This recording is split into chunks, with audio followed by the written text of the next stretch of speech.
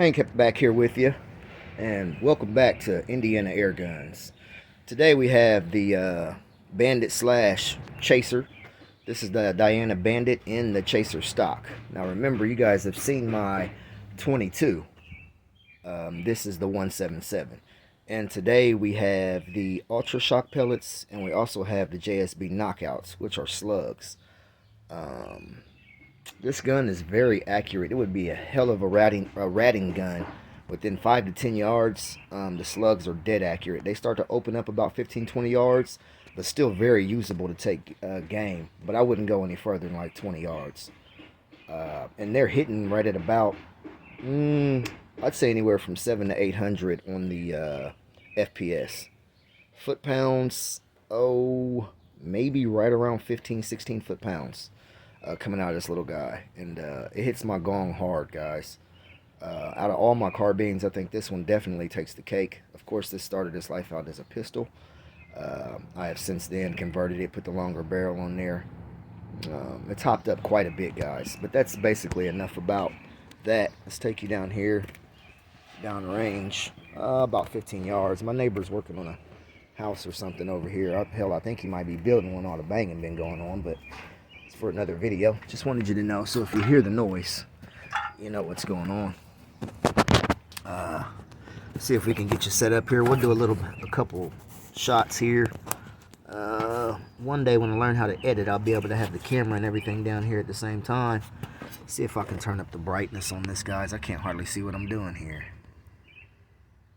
I don't know how I would do it if I'm capable or able.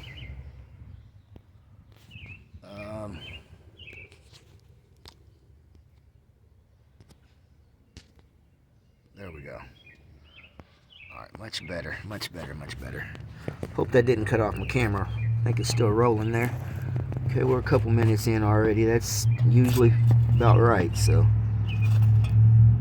Here we go, guys. Gonna bring the lead down. Remember, I'm shooting JSB knockout slugs in 177.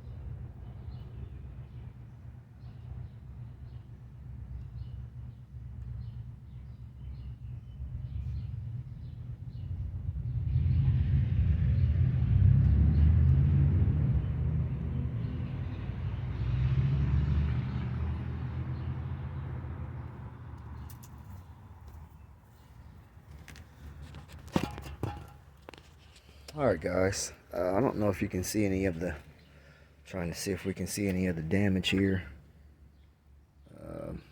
I missed a couple slugs. I was going for this one. Oh, I really put a dent in that. Look at that. Was not like that. That slug hit right there. Almost folded that thing.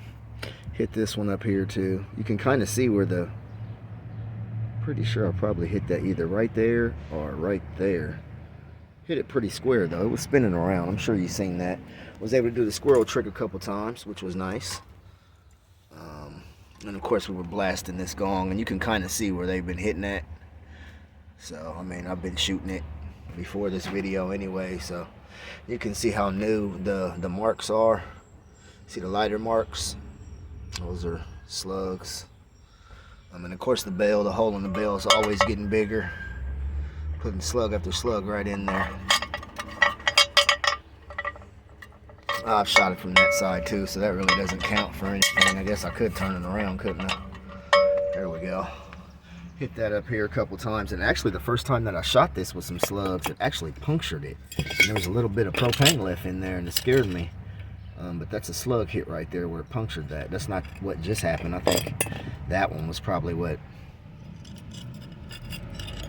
yeah, that's probably what just happened or whatever, but either way, it's cool. And of course I was slapping this one down here too with the slug, and you can see it hit right there. Slug, that's probably a slug there too.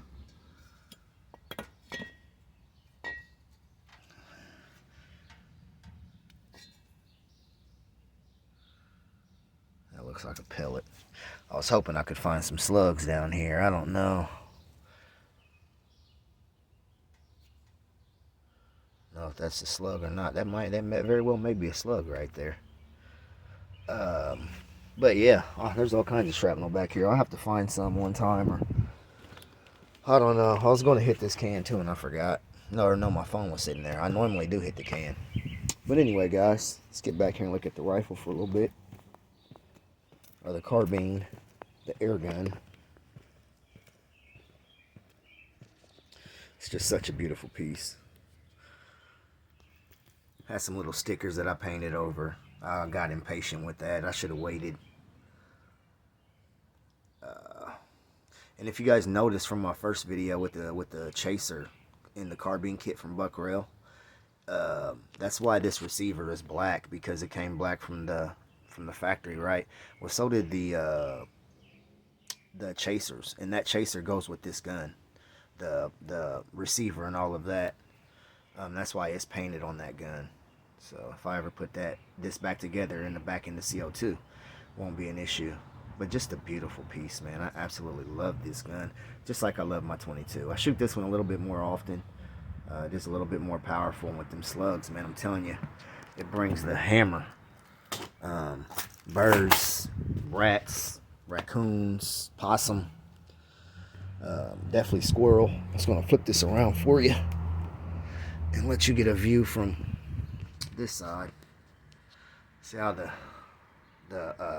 silencer, the LDC is lighter or darker on this side, and I painted like over a vine, so if you really pay attention you can kind of see that detail going on there. But yeah, just I don't know, something about the scope and the stock and everything being painted, the bipod. And then I left a little rubber pad black back here, and I messed up. I got some bubbles in it right here when I was painting it. I think I was moving a little too fast, but overall, a beautiful piece. Thanks for stopping by Indiana Airguns and checking out what Hank's got going on over here this evening. Until the next time, have a good one.